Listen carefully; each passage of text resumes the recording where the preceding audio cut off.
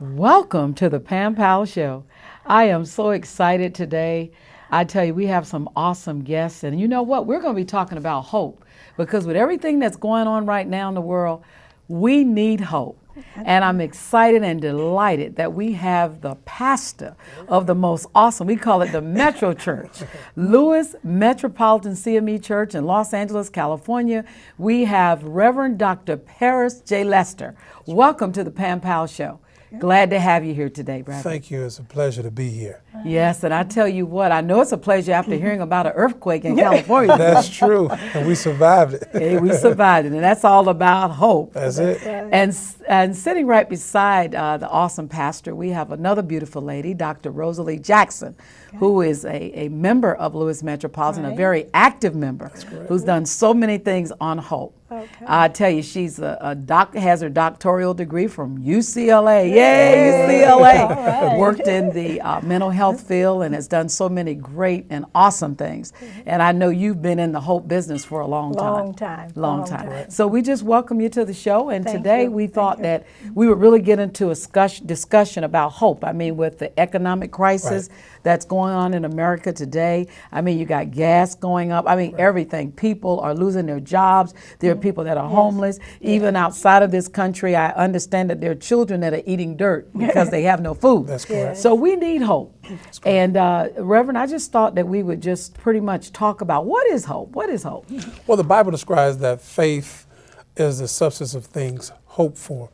A key element to having faith is that you've got to be willing to hope for something. Hope is, as I see it as a definition, is that it's something that you desire. And we who are people of faith, we desire things to go well. We desire for healing in our bodies. We desire for those who are hungry to be fed.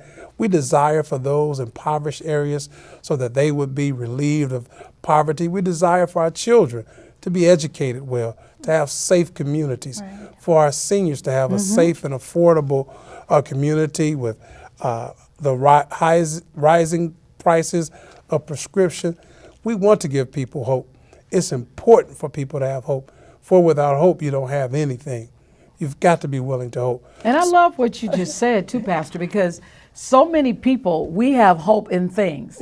You know, I want to drive a Rolls Royce, or I want to get this new dream home. And those things are okay. I'm not knocking those things. But we should also have hope for others. Correct. And that's what I got. And that's how we keep hope alive. Right. By not just looking forward to having something happen for us, but for having things happen for others. Wouldn't you agree with that, Dr. Jackson? Of course, it is an expectation that things will be better, that there will be a positive outcome many times for the effort you're putting in. So I see it as the expectation, a positive expectation that someone cares, that things can get better, and that if I do my part, that society is going to meet me somewhere, and not only society, but the church and others.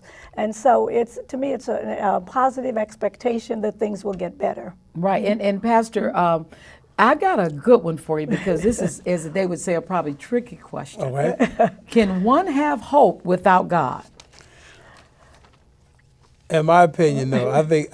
I think persons can hope for things, but I think what the element of having God in the equation is that the hope then becomes durable. And what I mean by that, it can take a licking and keep ticking. Come on now, I like that. The hope then is like that it. if it does not happen to me immediately, my faith in God increases my hope, because I recognize that maybe it is not my time to receive it yet, but I continue to hope for it. And as you talk about the P factor, making God personal in our lives, it increases our hope. For if you just have hope alone without God, where do you have a foundation for it? We need that foundation because of the climate of the world, because of what's going on.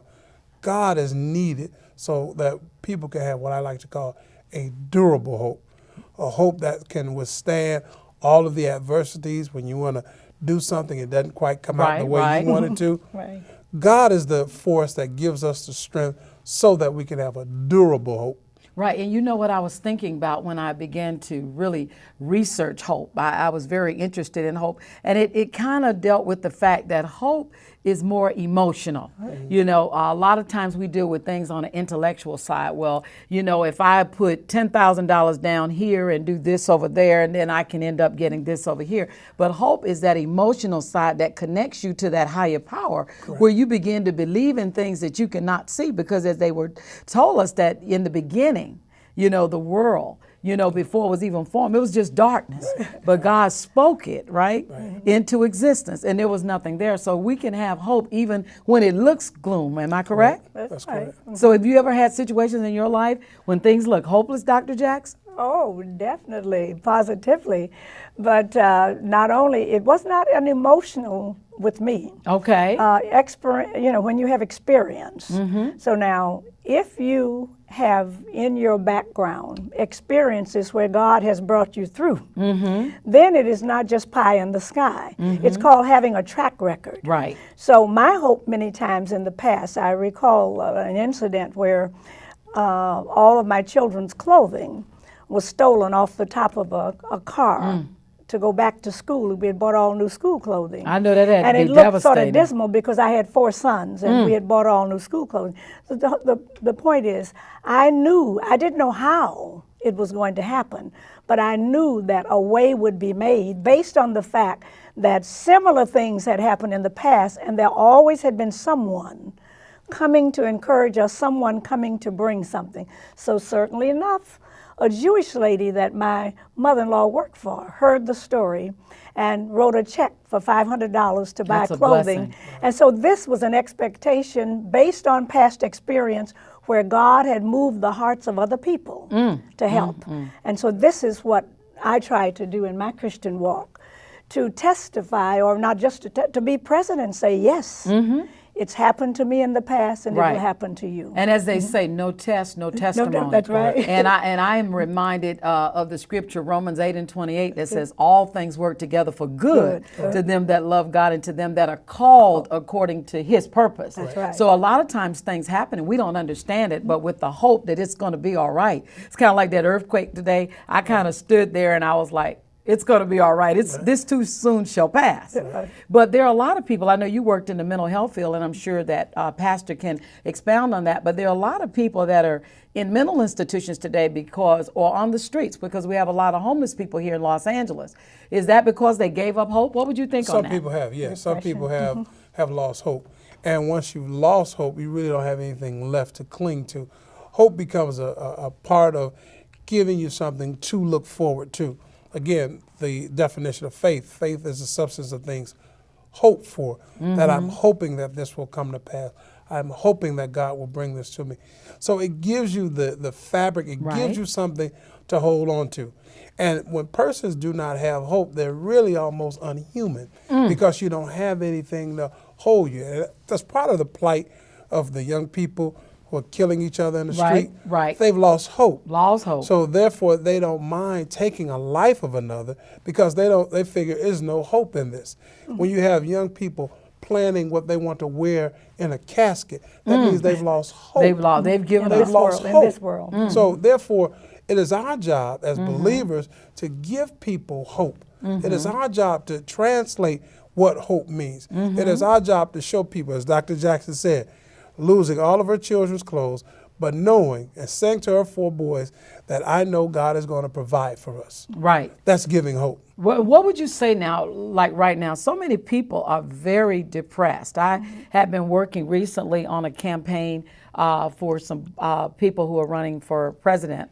And I noticed that everybody I talked to, at least 80% of those individuals spoke on, I don't have any money right now. I don't have any money right now. So everybody's pretty much saying, putting out that same song. But how does one keep hope during these turbulent times, Pastor? Well, again, the Bible talks about the power of life and death are in the tongue. If we continue to speak hopelessness, that's exactly what we will have. But as I begin to speak hopeful, then I have something to look forward to. I mean, the mere fact when God wakes us up in the morning, I do have hope to say, well, if he woke me up this morning, I believe he can see me through this day. And that's a part of having hope. And another part of having hope is that I'm required of doing certain things. I just can't wait for it to fall out That's of the right. sky. Now, that's important. You know, That's important. I can have hope, but I have to do my part. That's what I right. said, You know, do my when part. God wakes me up, that's good, but I have to brush my teeth. I have to put my clothes Right. on. You know, I can't just be hopeful and waiting for this to happen. Right. There's a part of us that still is that God requires for us, that even in a hopeful situation, that God says, yes, I still require you to do certain things. Right. That's where faith, I believe, ties into hope, because to me they're just intertwined, because it says that faith without works is dead. dead. Right. So if somebody's about to turn off your cell phone, or somebody's about to turn off the lights, and you really need money to get it done, and maybe the job hasn't come through yet, you got to figure out a way. If you have to go to an agency to try to get Correct. money, or if you have to talk to a friend or borrow them up, whatever you got to do, you got to Collect make some cans, things turn happen, in right? Recyclables. There has to be something that keeps you going Right. to remain hopeful. Right. To say, I may not have everything, but I do have this. I can do this. I still have strength enough to do this. I may have to cut grass. I may have to pick up bottles. I may have to babysit. Right. Whatever it takes for me, I want to remain hopeful. Right. And as a part of remaining hopeful, Right. I'm looking for God to say, you know, God, you've given me strength. So now I'm going to do what do with what you've given me to do, so that I can receive the blessings. I want to remain hopeful. I'm hopeful that the world will get better. Right. I'm hopeful that young people will stop killing. Right, and you I'm see it. hopeful. Yeah, I'm hopeful for that. Right. But if I don't speak that, if I don't It's not say gonna that, happen. it's not going to happen. Right. And, not and, gonna and happen. also, I have this thing where I get up in the morning, no matter what the situation is, and I go, I'm alive, I'm awake, and I feel great. I feel good, I feel fine, I feel this way all the time. Now, technically, I don't always feel good all the time, but I got to say it to myself, because it's all about what do you say when you talk to yourself. Self-talk. And I'm sure by you working in the mental health field, have you come up with any analogy as to why you feel most people get in that situation outside of inheriting that? Frankly, it's when people focus on themselves. Really, they begin to focus so much on themselves, what they want, what they need. They block out the outside persons and outside world. When you become so self-centered that all you think about is how you feel, what you want, what I didn't get, what I, me, the big I and the big me. Right. And then when the disappointments come, when things are not on your timetable, you see there's a lack of understanding that we're in an environment where things don't always move. So it comes with rearing, self-centeredness. Right. And the more they focus, the depression sets in which I'm just wrapped up in one big ball of me. So in treating and helping people to come out, to reach out, not only to have the activities of daily living and get up and put one foot in front of the other one, we also like to encourage them to search experiences of others. Right. Who do you know has come out of this? To reach out and ask other people, how did you get over this? How did you come out of it? And we put them in groups. Of course, we put them in groups, but also they can come to church. They can come to activities. They can come to prayer meetings. If you don't have any of the Word of God in you, Right. there's really not a lot to Right. be worked with. You can't call on your faith, and you can't call on the words of God to inspire you that things are going to get better. And that's where we come in with that song, My Hope is built on nothing less. all That's right, right, than that's right. Jesus' blood and His righteousness. have a foundation. And that's where we have to put our trust. But the lack of knowledge, Right. the lack of information. Right. You don't. Maybe the young children don't know anyone Right. who prays daily, who encourages, who gets up saying encouraging words, who speaks life Right. into their situation. So one of the things that youth groups can do, and one of the things that church groups can do, and one of the things that community groups can do, to encourage people, to not only encourage and love each other, but also learn some things. Yeah, and encourage one another. Encourage one another. Right. So what about, Pastor, in your life, have you ever dealt with a situation that's hopeless, that you just felt that, how in the world am I going to get through this? I know I had cancer. Yes, I can speak for him. I can speak for him. Okay, He tell us, inherited a situation like that 5 years ago. Well, you know, as they say on the Pam Powell show, anything goes. So speak right in here in the microphone. But anyway, but I mean, Don't tell it all now. Don't tell but it you know, all. we have to be encouraged, because it's all about giving that testimony that might build up somebody else that might be going through the same thing. You know, so have you ever gone through anything that just seemed like, I don't know how I'm going to get through this? I think that you're willing to share. the greatest part about being at the bottom, hopeless, there's only one direction you can go. Come on now, I like And that's that. up. That's So up. that's the great part about being in situations like that, is that there's only really one direction you can go. Mm-hmm. You can complain about how you got in a hole or how deep the hole is or how dark the hole is, on. but somebody's got to say, look, how are we gonna get out of this hole? Come on, how we Are gonna we gonna do get that? a ladder, a rope, or something and get out of here? I mean, we can spend years and years analyzing how deep or how wide the hole is, but until somebody says, look, I'm ready to get out of this hole. I'm ready to grab onto some dirt or do something or yell or scream until somebody hears me and help me out of this hole. If I remain hopeless, I'll always be stuck in that hole. Right. But if I can say, look, I hope that one day I get out of this, then I change my focus. I change my focus instead of just focusing in on me, and why me, and start focusing on how do I get out of this? How do I plan a strategy for me to come out of this situation? I think that's how I was able to survive in hopeless situations.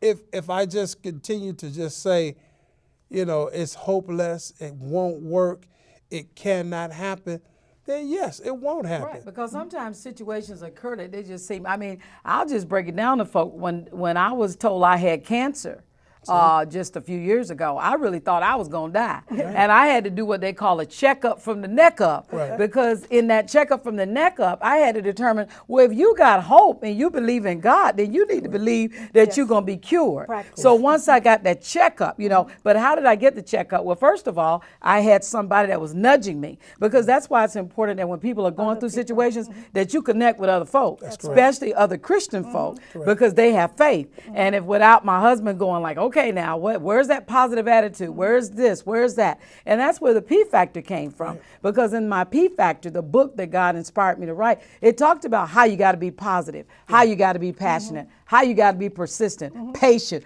prayerful, right. and then you'll get the power, you'll be prosperous. And prosperity is not just about money. No, that's it's about right. having good health. That's right. So I came. They told me I was perhaps could die in 3 months. Right. But that's been many years, and I'm still here, and I plan to be here till I'm 120. Go all ahead, right. praise So the God. Pam Powell Show gonna be going to 120. Y'all stay tuned for that. Right, But right. what's your thoughts on that, Dr. Jackson? Exactly.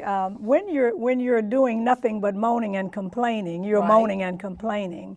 But latching into one of the ministries that we have at Lewis Metropolitan is the Sick and Shut-In Ministry, where we visit and go to see about the people That's who are in awesome. trouble. That's And awesome. we go not hanging a crepe and telling them about their pills. We go with the idea that you're going to get better. It's going to get better.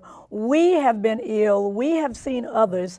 A year ago in this month, a dear member of our church had the code blue 4 times. Wow. She was in her high 80s. She had actually died at Centinela Hospital 4 times. They brought her back.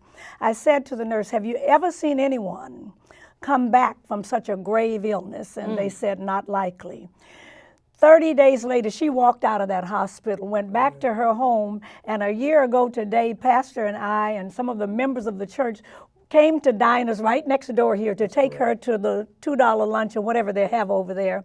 And she ate heartily and what have you. But we kept visiting her, telling her about the That was goodness of giving it God, positive. telling her that God is able, that He has said in His Word, He will not put on us the diseases of the other nations Oh, and what yes. have you. If we believe, if we trust, But it's about let belief. Him heal us in His time. Right. So it has to be on His timetable. But it has to be your belief Your as be- well. right? Because And if you have nothing inside, Right. then you have nothing to build on. And this is some of the emptiness that we see in the lives of people. Right. They have gone to the world seeking fame and fortune, neglected to pray, Keep it neglected verse. to read their Keep it Bible, verse. neglected to say on, I kind like words that. to other people, neglected to go see a sick friend, Right. neglected to go to the prisons and visit some of the others, Right. neglected to put an arm around a young boy or a girl or people in the street, always seeking and looking for your own.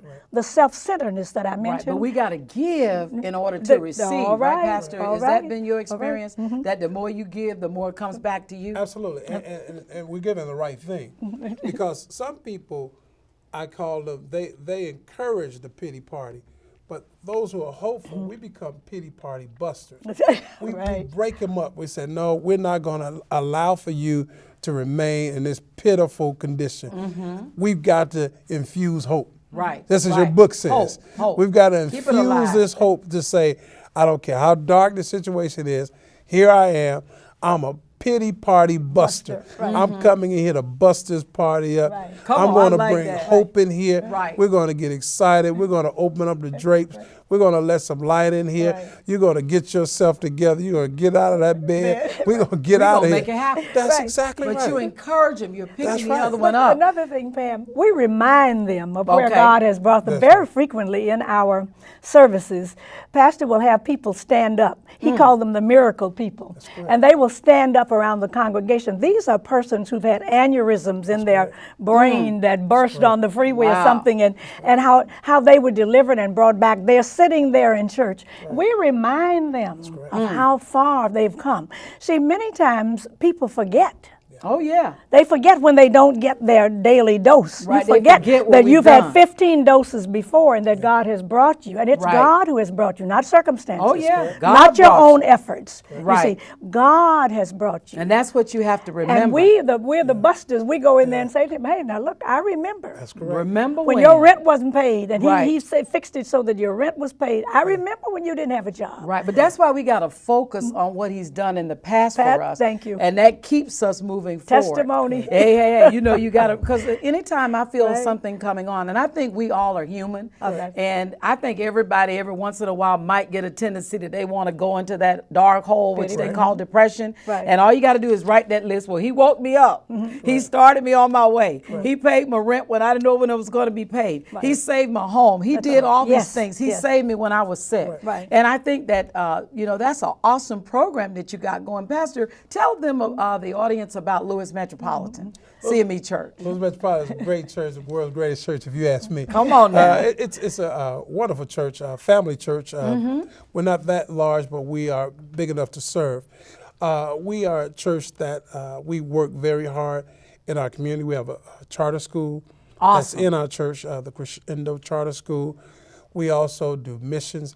As a part of CME Church, we've been around since 1870. We have 4 colleges, Wow. Lane College in Jackson, Tennessee, Miles College in Birmingham, Alabama, Payne College in Augusta, Georgia, Texas College in Tyler, That's Texas. awesome. And then we have a seminary, Phillips School of Theology, which is in Atlanta at ITC. Right, I understand you attended Lane ITC and Lane. That's correct. I'm All seeing right, you all the way. right. In the house, in the house. All right. So, I mean, we have a rich history. Rich thing about us, we are one of the few black denominations that started south, while the AMEs and others started north. We started south. Ours was not in total protest because we were in the south. Ours was an arrangement that said that the whites did not want the African Americans to worship. We wanted our own worship place. That's how we started the CME Church. And we've been blessed that we have educated thousands upon thousands. Dr. Jackson just had a granddaughter, recently graduated, Yes. a Oh, grandson. wonderful. April of this year. Yeah. And what was interesting, you're from Chicago and Dr. Jackson's from Chicago. Yeah. It's like, hey, both of And you met in hooked up. LA. Isn't that awesome? Right, right. Well, we have like about a minute to go, but before we go, Haiti. I wanted to just make mention, not only are you providing hope in Los Angeles and so forth, and let's give that address for the church, Pastor. 4900 Southwestern, right on the corner of 49th and Western. Every Sunday morning at 10:30. 10:30. Hey, in the house, Metro. 4900 Southwestern. But there's one big project. If you'll take just a few seconds and tell us, what did Lewis Metropolitan, I just heard it was phenomenal. Kids Yes. were eating dirt and you all went Yes. in and did something awesome. Yes, we heard about the plight of the people in Haiti, and I spoke to Pastor about it. He made a couple of phone calls to the bishops in the South. We went to Haiti. Correct. We Pastor raised money. The people just poured money into a plate. I flew down with the delegation to Haiti. We bought the rice. We delivered it up in the mountains. We bagged it up and gave it to the people. The Lord, that's tears of awesome. joy. Their number one priority is food. They are hungry. Hope. And Lewis Metropolitan gave the money. I was able to get a free ticket on my frequent flyer Dr. points. Jackson. And you We did it. delivered the rice, and we have a DVD that shows all of it. Well, I'm going to give you, Documented. hey, that's Yeah. just absolutely awesome. So, again, I just thank you all so Thank much you. for being on the show. Thank you. Pastor, in closing, what would be your last little 10-second, announcement to the world about hope as we close the show today? The last thing I would say is just like you mentioned with the song, that our hope is built on nothing less That's it. than Jesus' blood and his righteousness. That without a relationship with Christ, we really cannot have hope. I want to thank you all again for being part of the show. Dr. Jackson, we honor you and what you're doing It's our for the pleasure. church and the community, and we know you love the Lord. Oh, yeah. And Dr. certainly Jackson. that comes right over there with Pastor. Pastor, we're so excited Thank and you. so proud Thank of your you. leadership and the awesome you. things that you're doing. I heard you got a new slogan. We're doing a new thing. Doing a new so we thing. hope to That's see it. people visiting Lewis Metropolitan. And 1 I hour want to thank service. you at our 10:30 services, Yeah. right? And I want to thank you, audience, for just having an opportunity to share with us today. Because I want you to know that there's a favorite poem that I always say. Somebody said, no matter what you're going through, that it couldn't be done. But she with a chuckled replied that maybe it couldn't, but she would be one who wouldn't say no till she tried. She buckled right in with a bit of a grin. And if she worried, she hit it. And she started to sing and she tackled that thing that couldn't be done. And with God's help, she did it. I want you to know, as long as you have hope, then it's no joke. I'll see you at the TOP, because that's where God wants all of us to be. Until next time, have a great day. Pam Powell Show, out.